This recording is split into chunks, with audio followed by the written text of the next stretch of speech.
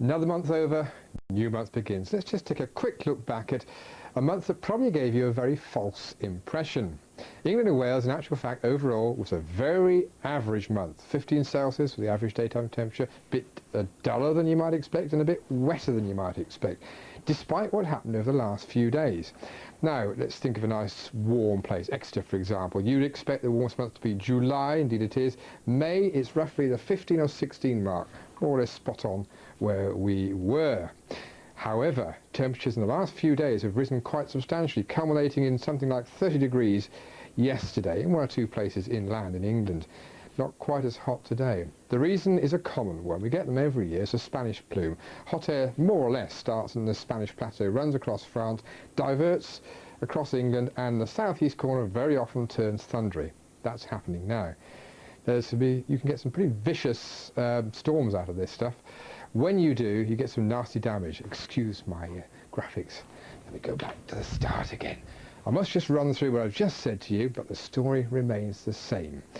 We've had a very average month for England and Wales, and then it recently got very unexpectedly warm. So there you go, 15 Celsius, and you've just had 29.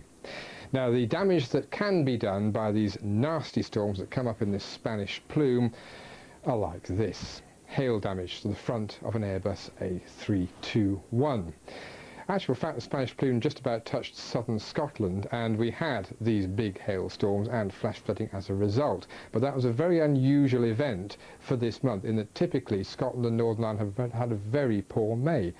Very much wetter than the average, in fact so wet that it was dull in Northern Ireland, the dullest for over 40 years. And it's still raining.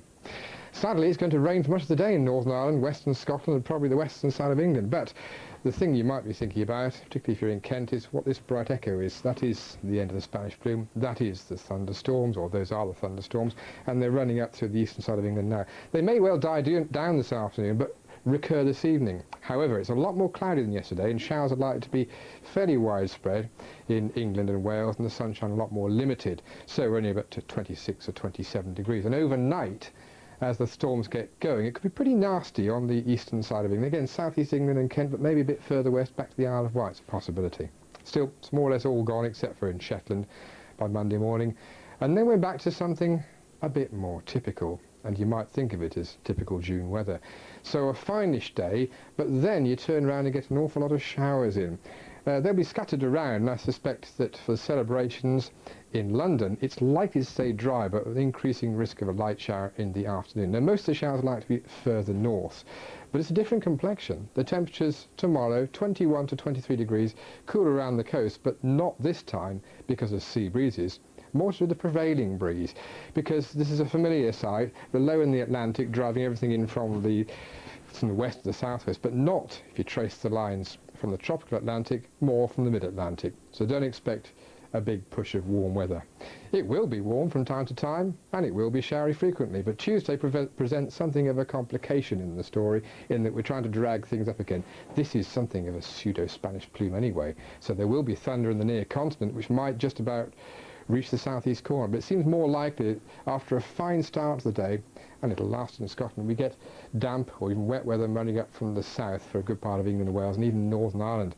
And on Tuesday, rain seems a rather more likely event by the end of the day. Wednesday is sunshine and showers once again, and Thursday, not a dissimilar story. So rather a changing week, changing, in fact, very